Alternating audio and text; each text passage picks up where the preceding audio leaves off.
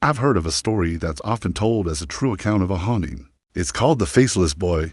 The old inn, nestled in a valley with a view of a long-abandoned quarry, was a local landmark. A young couple, Sarah and Ben, had purchased it with dreams of turning it into a cozy bed and breakfast. The locals warned them about the place, whispering about the boy from the quarry, but Sarah and Ben dismissed it as old folklore. Their first few months were magical, filled with renovations and late nights dreaming of the future. The only strange thing was the cold. An unnatural chill seemed to hang in one particular hallway, a draft that no amount of sealing could fix. They called it the cold spot and joked about it. One evening, Ben was in that hallway, patching a wall, when he heard a faint sound. It was the rhythmic thud of a ball bouncing. He looked down the hall, but saw nothing. The sound continued, slowly approaching him. Thump, thump, thump. Hello?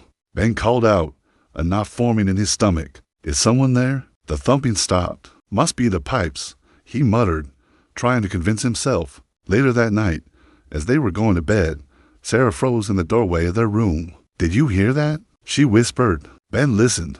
From the hallway, the faint sound of a child's laughter echoed. It was a sweet, innocent sound, but it made the hair on the back of his neck stand up.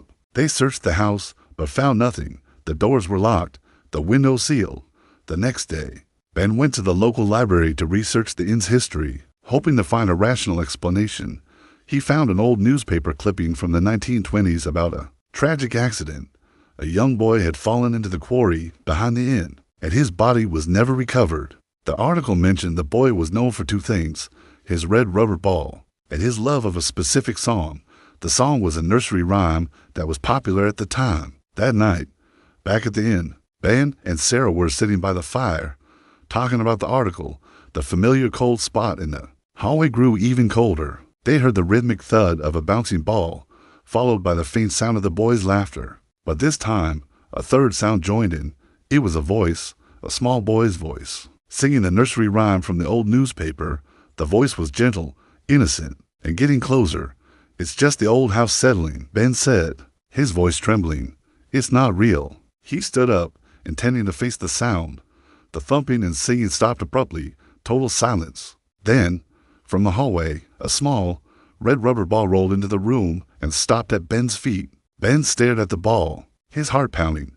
Sarah let out a small gasp and pointed to the hallway. Standing in the doorway was a small boy. He was transparent, a ghostly image, with old-fashioned clothes and a small stature. But he had no face, just a blank, smooth surface where his features should have been. The laughter and the singing started again, not from the boy, but from all around them, echoing from the walls and floors. It sounded happy and playful, but the faceless specter was now just a few feet away, its head tilted, as if waiting. The couple packed their bags that very night and never returned. The inn was put back on the market, and the locals still tell the story of the Faceless Boy from the quarry, a lonely ghost who just wants someone to play with him in the cold, dark hallway.